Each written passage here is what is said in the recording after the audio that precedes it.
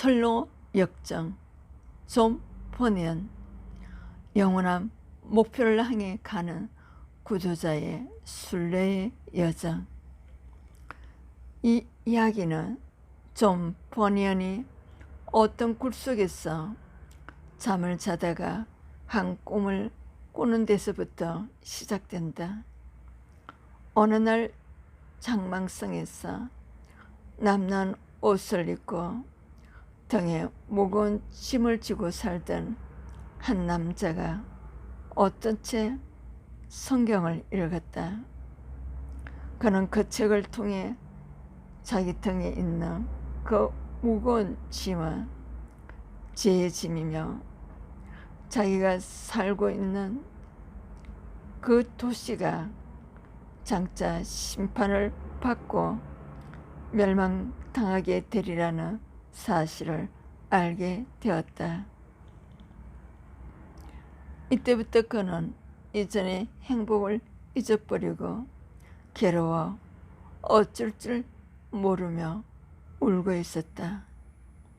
이러한 그에게 어느 날 전도자가 찾아와 좁은 문으로 가며 살 길이 있다고 일러준다. 그리스도는 이렇게 해서 순례의 길을 떠난다.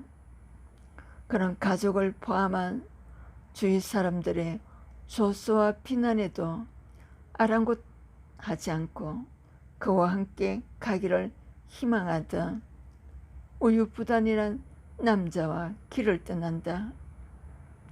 그렇게 얼마 가지 않았어 이 두 사람은 낙심의 늪이란 곳에 빠지게 된다. 우유부단은 여기서 실망하여 돌아가고 그리스도는 가까스레 그곳에서 빠져나와 다시 길을 가다가 세지 총명이란 사람을 만난다. 세지 총명은 그리스도의 이야기를 듣더니 도중 마을에 준법승성에게 가며 그의 등에 무거운 짐을 벗을 수 있다고 말한다.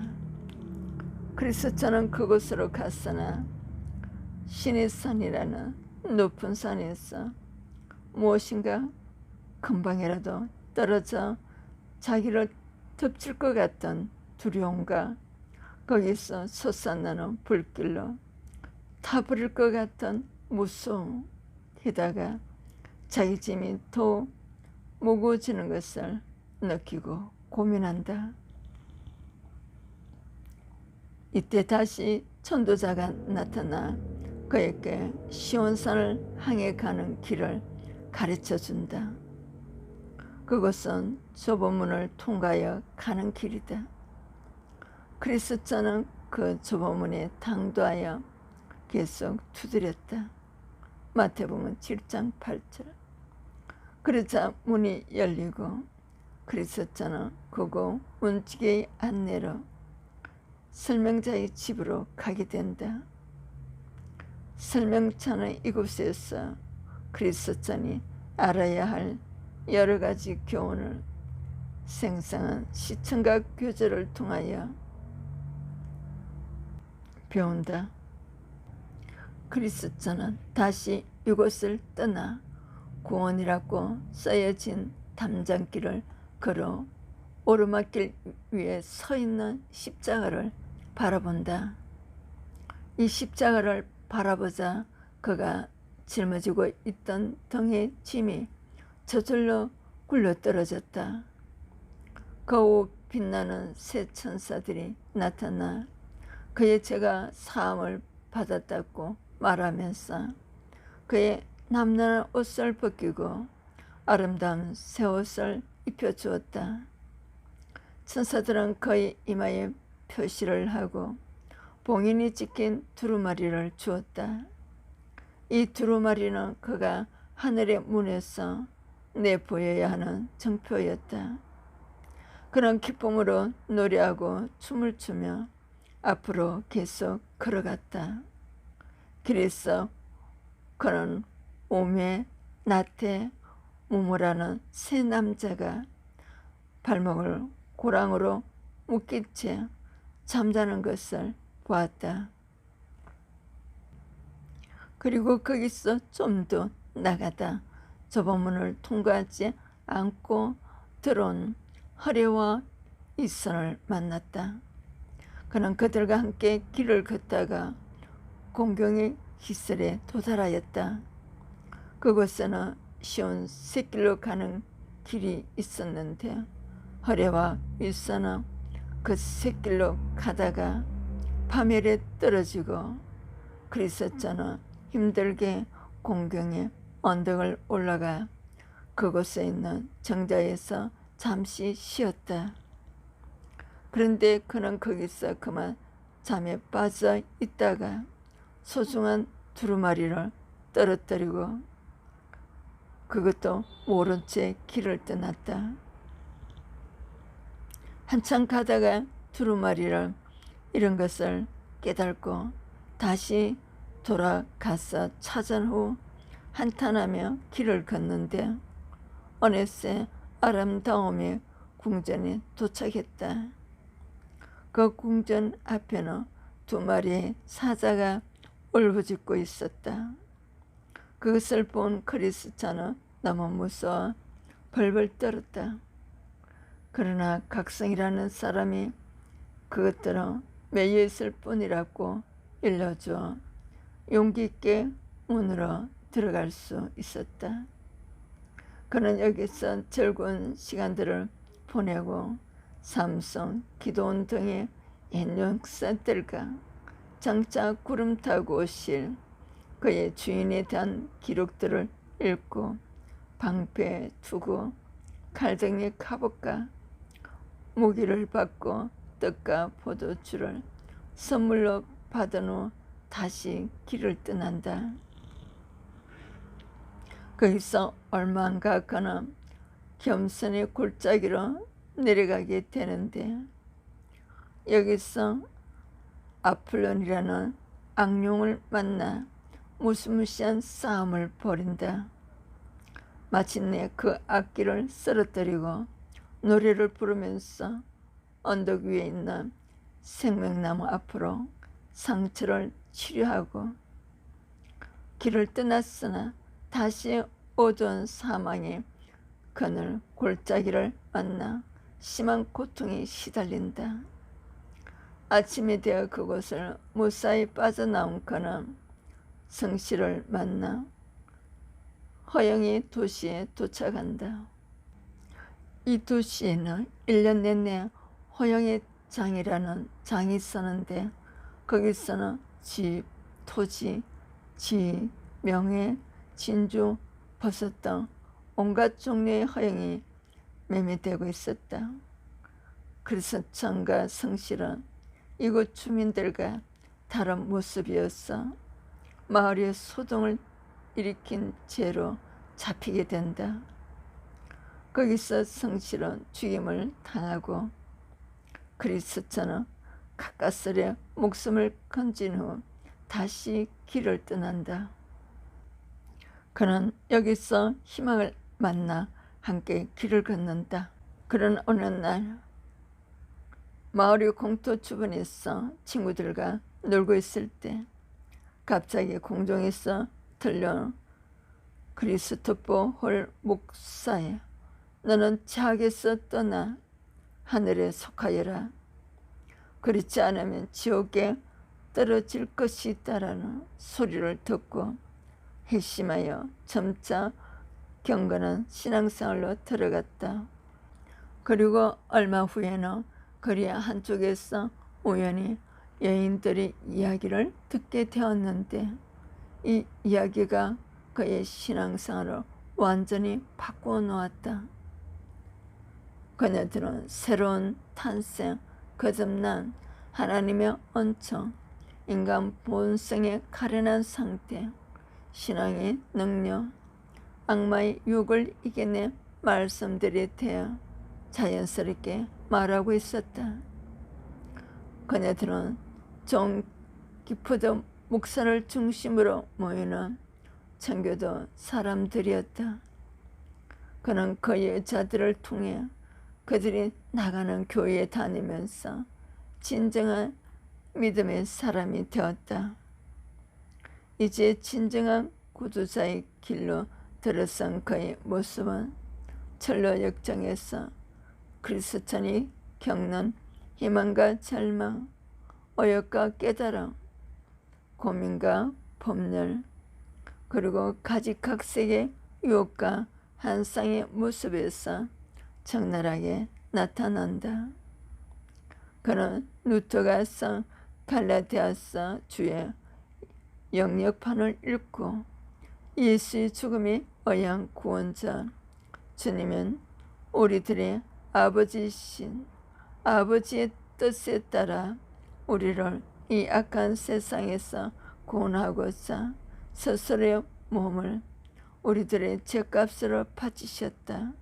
갈라디아서 1장 4절을 비밀을 깨달았다. 이것은 철로 역정의 중심 사상이라고 할 수 있다.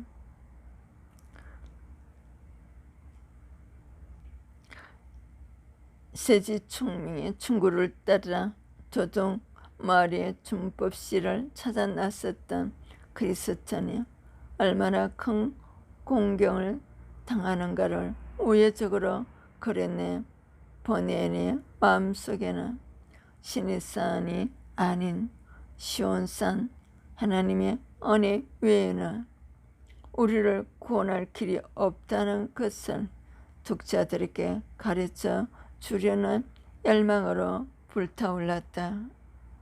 그는 청교도들의 모임에서 설교를 시작했는데 당국에서는 영국 국교회에 허가 없이 설교를 한다고 해서 그를 체포하였다. 이때 버니어는 도망갈 수 있었으나 이 같은 일로서 고통을 받는 것은 은총이며 박해하는 자보다 박해 당하는 자가 낫고 도적이나 살인자로 고통당하는 것보다 그리스천으로 고통받는 쪽이 낫다고 말하며 스스로 잡혀갔다. 그는 12년 동안 감옥에 갇혀 있었는데 하나님의 은혜는 놀란 것이었어. 그 기간이 철로 역정을 비롯하여 유익한 명상, 기독교도의 몸가짐, 4가지 최후의 것들, 성도 등 여러 권의 주옥같은 책들을 펴낼 수 있었다. 세상에 거친 들판을 걸어가다가 나는 마침 한 동굴을 발견하고 잠시 쉬어가기로 하였다. 철로역정의 서두에 나오는 이 동굴은 바로 그가 갇혀있던 감옥을 의미한다.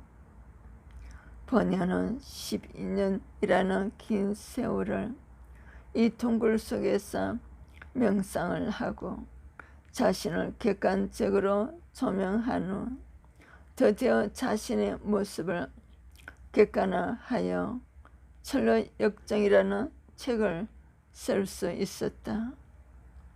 멸망의 거리로부터 빠져나가는 그리스천의 모습은 그 자신의 모습인가 동시에 죄를 자각한 모든 사람들의 모습이다.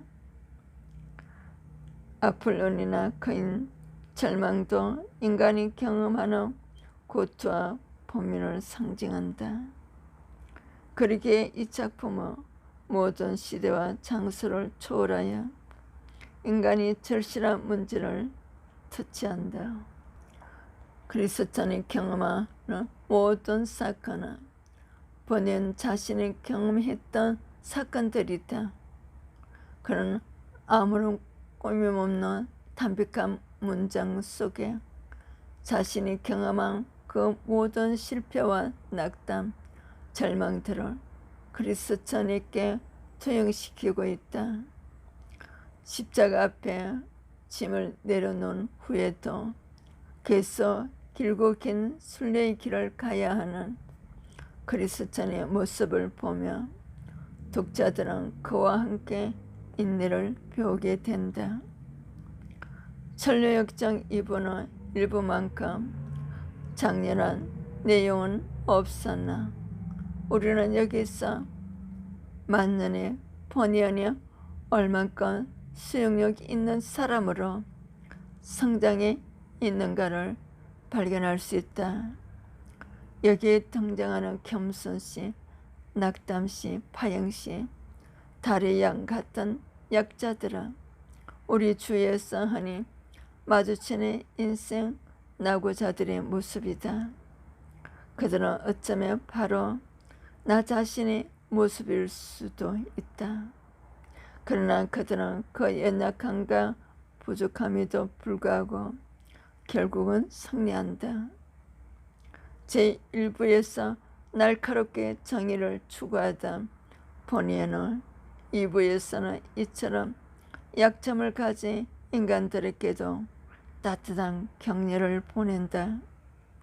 본의는 석방 후에도 격분하는 정치적 상황 속에서 다시 한번 감금당하였다가 추록하였는데 그 후에는 비국교도의 유력한 목사로 설교를 하였다.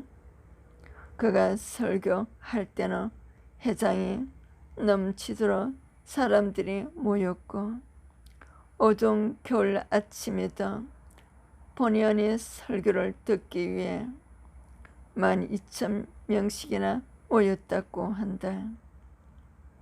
존 오리언 같은 학자는 그가 모하게 땜장이 설교를 들었다고 해서 사람들에게 말을 들었을 때 그 땜장이가 가지고 있는 청중의 마음을 꿰뚫는 힘을 얻기 위한 것이라며 학문 일체를 버려도 좋습니다라고 대답했다고 한다.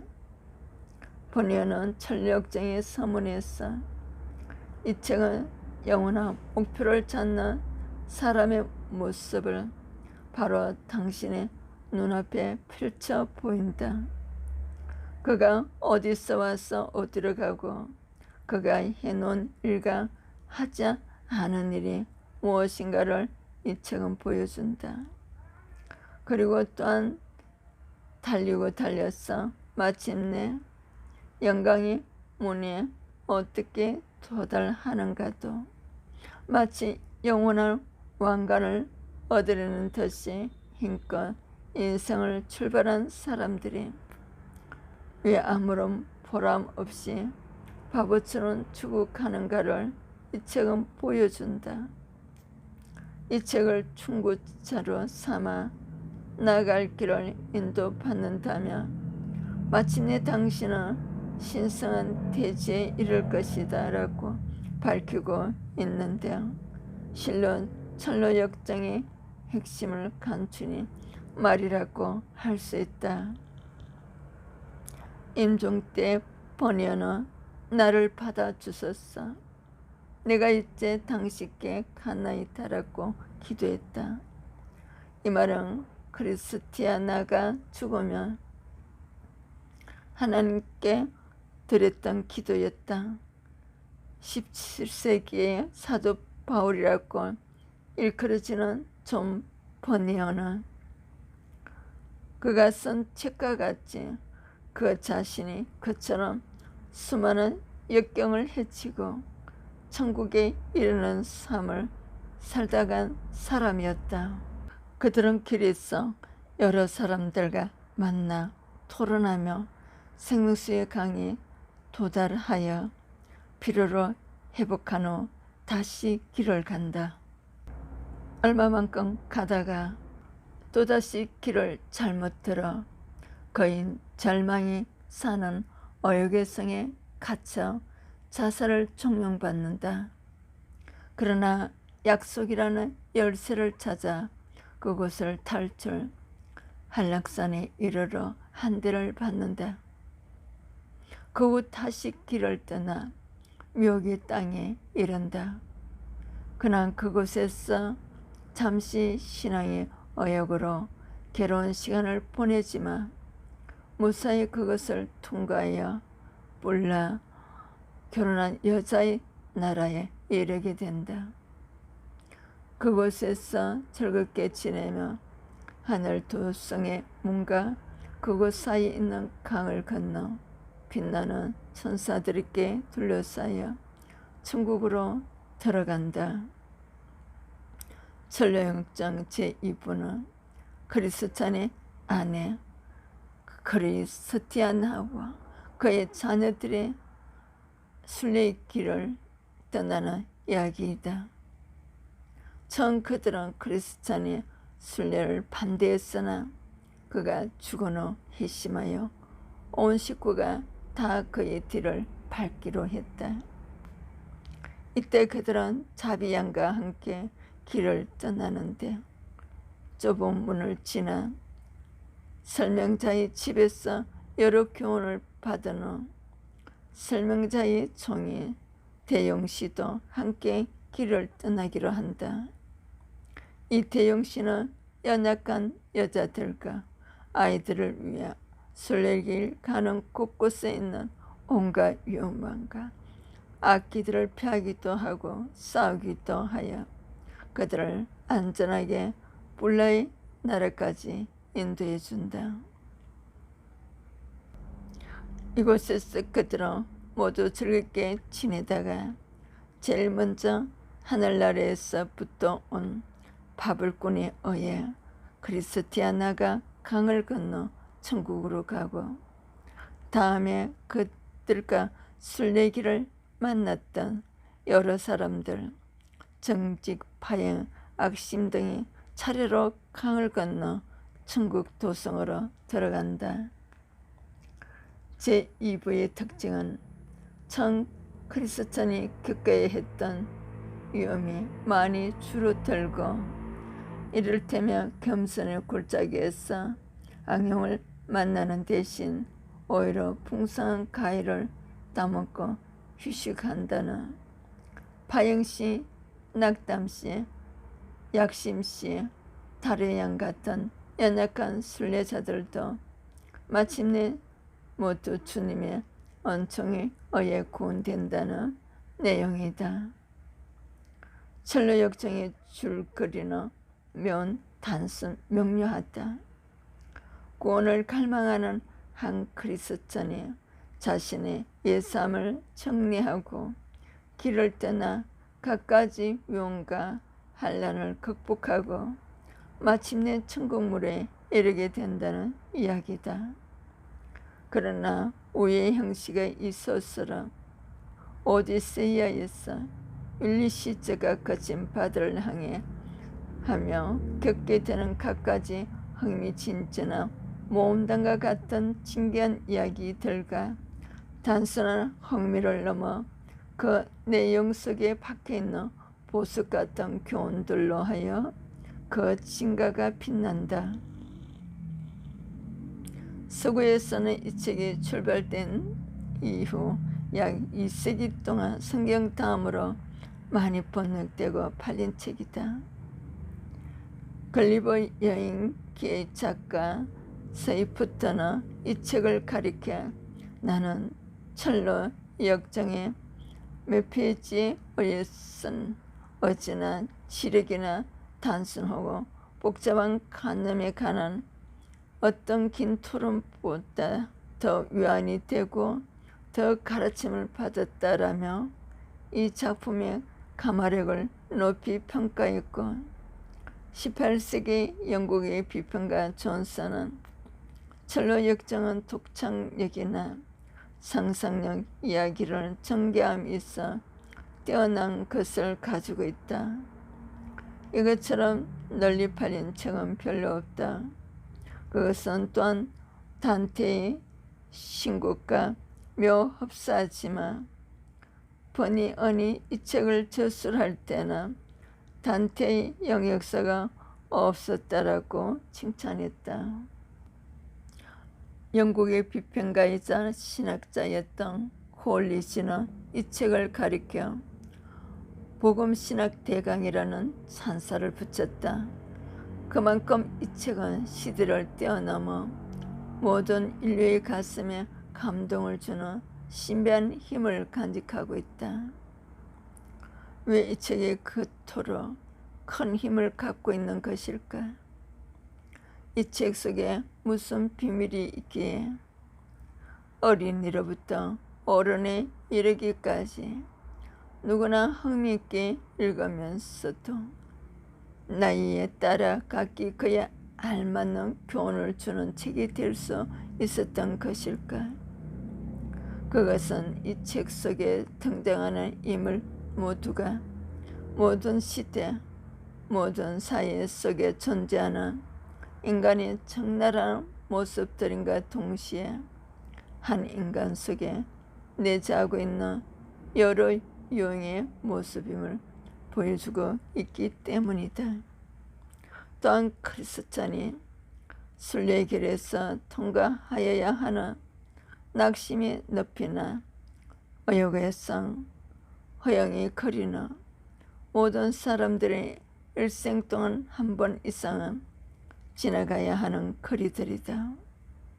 독자는 이 책을 읽으며 자신이 일상생활에서 만나는 사람들, 또 자기가 지나가고 있는 삶의 여성들을 손바닥 들여다보듯이 환하게 볼 수 있다. 그래야 마침내 그러면 나는 이라는 질문에 도달하게 된다.